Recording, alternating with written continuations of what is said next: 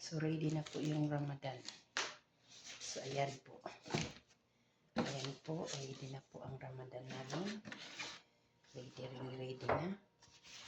Ito. So, more spaghetti. Macarona. Ayan po. Isla. Para po sa Ramadan. So, ready na ang Ramadan namin. Excited na naman ako. So, ito naman yung panggimat. Yung flour. Ito yung pang sorba. Quaker oats. Ayan. Kasi pag Ramadan, mas marami akong magagamit na oil kasi yung gimat na sweet nila. So, kailangan ng maraming oil stock. So, ayan po. Tissue. Kulang pa yung tissue. So, ayan po mga kalitsa. Ready na. So, mag-arrange naman ako dito sa mga cabinet. Ayan. Kailangan ko i-arrange. Ayan. Mag-arrange na naman ako kasi nga para sa Ramadan, ready na ako.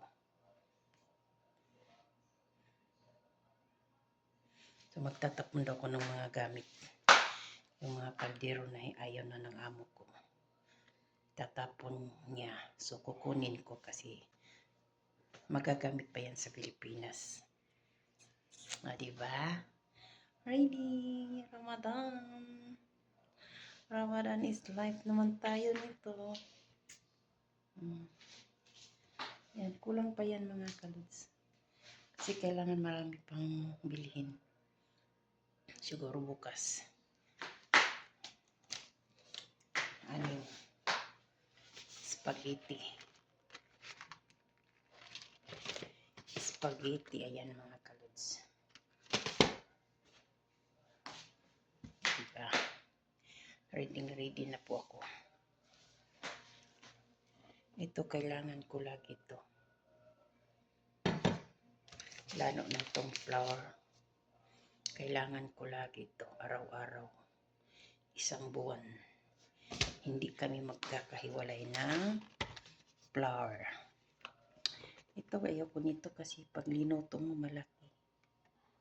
Yan, malaki yan pag linuto mo. Yes! Ramadan is life na naman tayong mga ka-OFW.